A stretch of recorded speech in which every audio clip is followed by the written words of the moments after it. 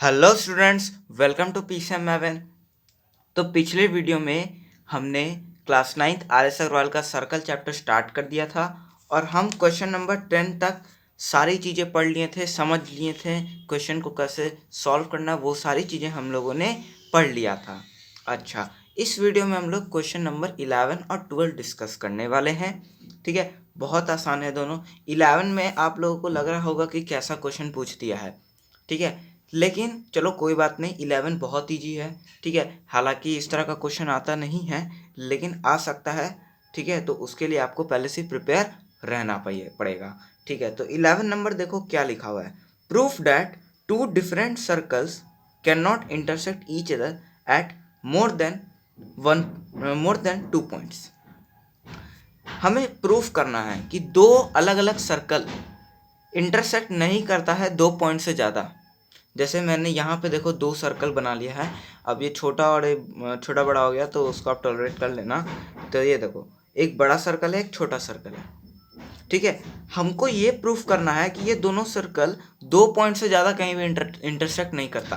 तो ये सर्कल बिल्कुल देखो, एक पॉइंट यहाँ इंटरसेक्ट कर रहा है। ठीक है, कर रहा है ना इंटरसेक्ट। अच्छा, तो इसका अलग अलग स्कूल्स में अलग अलग टीचर्स जो है ना थ्योरी अलग अलग लिखवाते हैं। ठीक है, वो बोलते हैं क्या कि 3 पॉइंट्स ले लो, अज्यूम कर लो, फिर इसको कॉन्ट्राडिक्ट करवा देना। ठीक है, आपके बुक में भी हिंट्स में ऐसा ही दिया हुआ है, तो वैसे भी समझ लो, बहुत आसान होगा। जैसे देखो पीछे हिंट्स में क्वेश्चन नंबर 11 देखो, यहाँ पे हिंट भी दिया हुआ है। कैसे कि इफ पॉसिबल, देखो क्या दिया हुआ है, let two different circle intersect at 3 distinct point. मतलब मान लेते हैं कि 2 सर्कल जो है ना 3 अलग अलग पॉइंट पे जो है ना वो इंटरसेक्ट कर रहे हैं। तो ये जो पॉइंट हो गए वो नॉन कोलिनियर हो गए।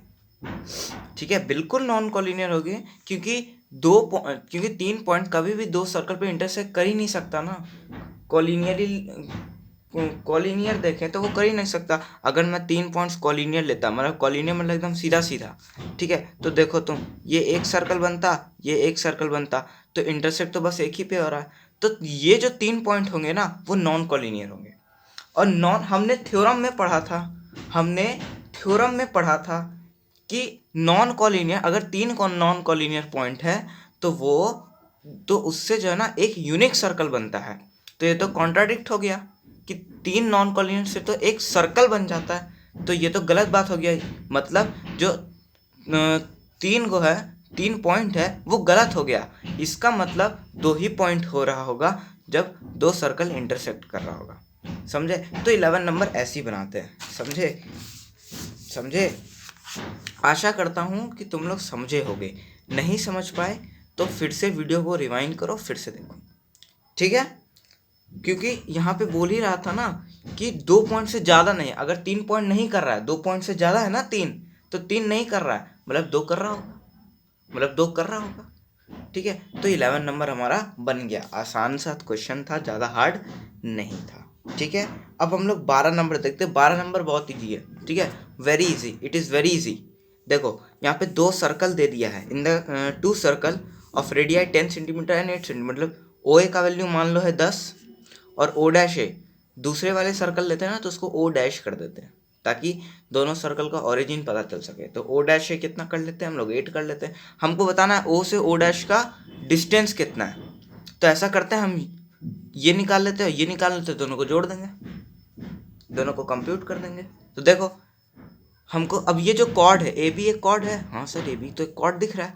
वो कौन सा सर्कल का कॉर्ड है? सर वो तो दोनों सर्कल का कॉर्ड है, बिल्कुल।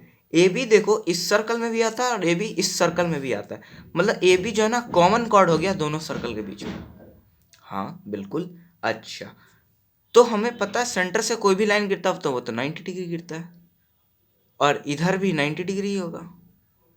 हाँ सर, और इसको बाइसेक्ट भी करता है। हाँ बिल्कुल करता है बाइसेक्ट। अब ए बी कॉर्ड का वैल्यू भी दिया हुआ है 12। ठीक है, 12 दिया हुआ मतलब ये 6 और ये 6। अब इसको करोगे तुम सॉल्व तो ओ डी का वैल्यू आएगा 8, और ओ डैश डी का वैल्यू बताएं क्या आएगा? O dash D Pythagoras theorem लगा देना तुम पाइथागोरस थ्योरम लगा दिया। ये 6 दिया, ये 8 दिया हुआ, तो 8 का स्क्वायर में जो है ना 6 का स्क्वायर माइनस कर देना और इस पर अंडर रूट डाल देना। तो इस पर निकाल ही लेते हैं अब हम लोग। 64 माइनस 36 इसको करेंगे तो कितना आएगा? 8 इधर 28। 28 का तो रूट में आ गया, ये तो रूट में आ गया। कितना हो जाएगा? 2√7। अब इसका 8 आया था OD का वैल्यू, और DO डैश का वैल्यू क्या आया? 2√7। O से O डैश का अगर हम निकालेंगे तो कितना निकालेंगे? 8 प्लस 2√7 कर देंगे और यही हमारा आंसर हो जाएगा। समझे? अब तुम यहाँ पे √7 का वैल्यू भी पुट कर सकते हो।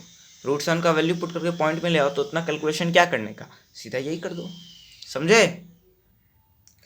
ठीक है, तो इस वीडियो में हम लोग 11 12 दोनों पढ़ लिए हैं बढ़िया से।